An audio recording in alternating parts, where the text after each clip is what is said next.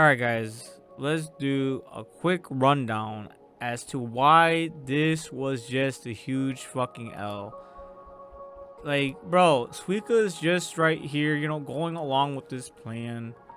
And, everything's going pretty smooth. I was just so surprised how Dr. Zeno or, Senku didn't think of the possibility of there being an updraft.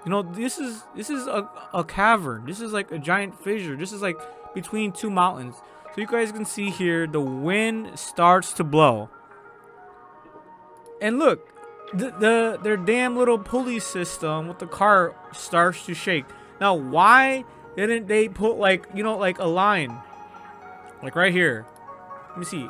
I'm not a genius, right? But why not put a line like right here and right here, and then do the same for the other side? You know what I'm saying? Like some type of guardrail. It doesn't have to be perfect. It would have caught Suika. Suika could have just hung onto it. You know what I'm saying? Why, like, 2020 hindsight? Yes, after watching this. But we're talking about, Senku. We're talking about Dr. X. Two scientific geniuses and a genius geologist. You know what I'm saying? And not to mention, the other science guy, I forgot what the fuck his name was there as well. So you got the top tier, within this expedition to explore the Amazon. Okay? So they're exploring the Amazon. And yet they couldn't, really protect Suika from this terrible, like, bro, I'm surprised Suika, like, after this, she didn't have PTSD.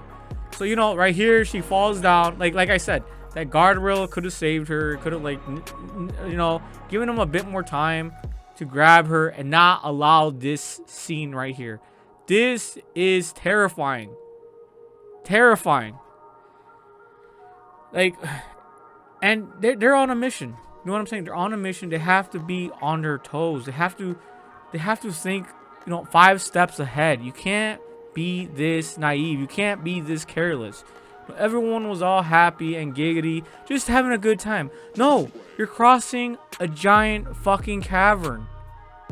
This isn't time for games. Like, Suika legit, bro, she could have been Thanos snapped just now. She could have just lost her life. And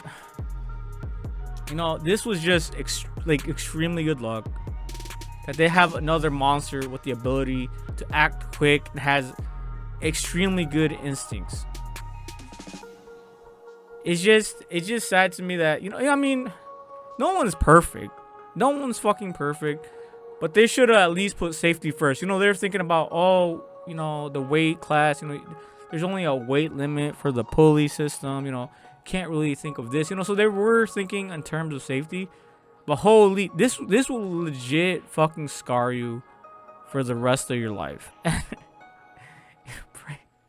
It's just insane to me. This is just crazy. This is just crazy. They're right here. Like, that was good. Thank goodness for Kohaku's usual reckless action. Bro, she wasn't reckless. Like, what is this? Who's translating this? This wasn't reckless. This was brave. This is instinctual competence. She was a fucking hero. Brilliant. Hyogo wouldn't be risking, like, and then so, they're thinking about, they didn't think of everything. Let's just say that. This was just a big L in terms, for Senku and Zeno. I get it. No one's perfect. There's things that they're gonna be blindsided by. So I don't really want to, just berate them. And I'm nothing ingenious either. I'm pretty sure, hindsight 2020. I didn't even think of that. You know what I'm saying? All I knew was, damn, this is dangerous. This shit looks scary. I'd go on a normal zip line. I'd go on a normal ride. Even then, I'm like, damn, this could be life threatening. But they're literally on top of like a high ass mountain. So yeah, I just feel like this was just a giant L. This was a disaster. For Suika.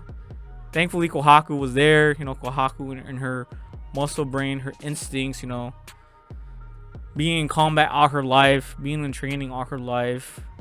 And yeah, things like obviously things, you know, ended up for the better. You know what I'm saying? Like this is, you know, Dr. Stone has just done such a great job keeping everyone alive. Like think about that.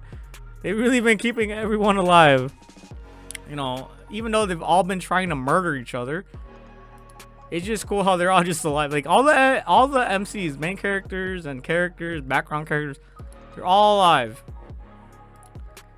But this episode in general was just fucking beautiful. Like seeing the Amazon, seeing all the hacks to survive there, putting on, you know, some sense to make all the other predators free them, putting on rubber boots, you know, just all this shit was fucking fantastic. But I gotta say, man, the whole zipline road thing was just a huge fucking L.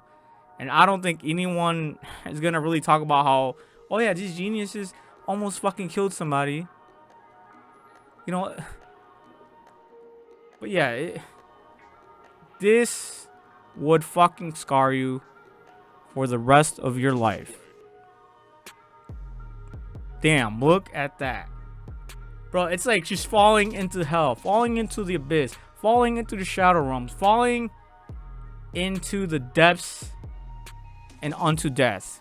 Bro, the fucking Rin Reaper was right there waiting for Suika.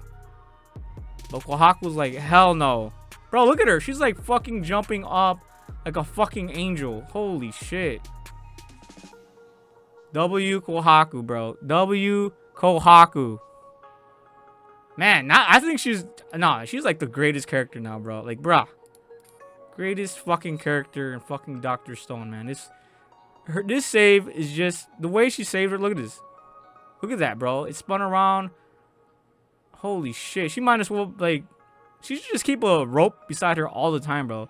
That was just fucking brilliant. Fucking fantastic. That fucking beautiful.